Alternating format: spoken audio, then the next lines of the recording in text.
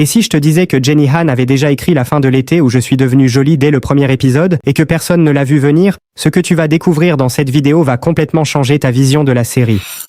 D'abord, pour bien assembler toutes les pièces du puzzle, laisse-moi te rappeler un détail fondamental. Jenny Han, ce n'est pas juste l'autrice originale, c'est aussi la showrunneuse de l'adaptation. Ça veut dire que chaque plan, chaque ligne de dialogue, chaque regard échangé à l'écran est intentionnel. Et l'une des structures qu'elle adore plus que tout, c'est le triangle amoureux. Dans l'été où je suis devenue jolie, Belly se retrouve entre deux frères. D'un côté, Jeremiah qui est stable, toujours présent. De l'autre, Conrad qui a plus secret, plus torturé, mais terriblement attachant. Mais ce triangle, Jenny Han ne l'a pas inventé pour cette série. Elle l'a déjà exploré, et même déconstruit dans plusieurs de ses précédentes œuvres. Dans À tous les garçons que j'ai aimés par exemple, Lara Jean hésite entre Josh, son crush de toujours, et Peter Kavinsky, le mec populaire qu'elle finit par vraiment aimer. Dans XO Kitty, Kitty est attirée par Day, le petit ami parfait, mais elle ressent aussi quelque chose de fort pour Minho, plus imprévisible et intense. Et maintenant, dans notre série en question, Belly oscille entre Jeremiah et Conrad. 3 histoires, 3 triangles amoureux et une seule autrice, Jenny Han. Mais regarde bien cette image. À gauche, c'est Peter et Lara Jean.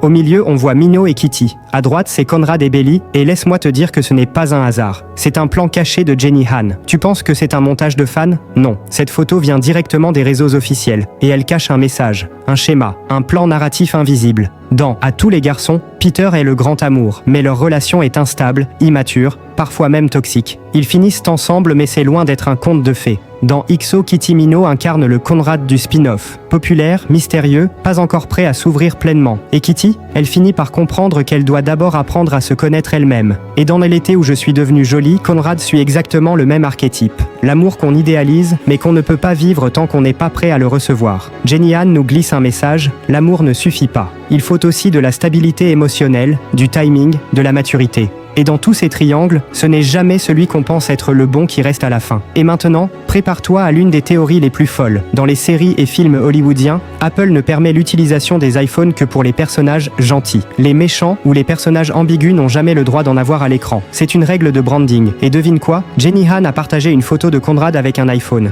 Mais alors, pourquoi ce détail apparemment anodin est-il si important? Parce qu'il nous dit que Conrad n'est pas le méchant de l'histoire, malgré son comportement distant ou imprévisible. Il est simplement en retard émotionnel. Pas encore prêt à aimer comme il le devrait. Et donc est-ce qu'il finira vraiment avec Belly? Peut-être, mais pas tout de suite. Jenny Han veut nous forcer à revoir nos idées romantiques. Ce n'est pas juste une série sur qui choisit qui. C'est une leçon de vie sur la patience, la croissance et l'acceptation.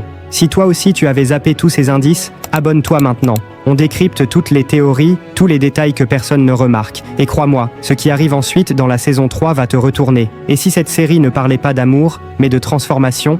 Et si le vrai choix de Belly ce n'était pas Conrad ou Jeremiah, mais la personne qu'elle devient à travers eux? Jenny Han nous montre que l'amour n'est jamais simple. Mais la vraie question, c'est est-ce qu'on doit choisir celui qu'on aime ou celui qui nous fait grandir? Et toi tu penses que Conrad est vraiment le bon? Ou est-ce que Jenny essaie de nous dire autre chose? Dis-le en commentaire et choisis ta team en écrivant 3 mots pour justifier ton choix.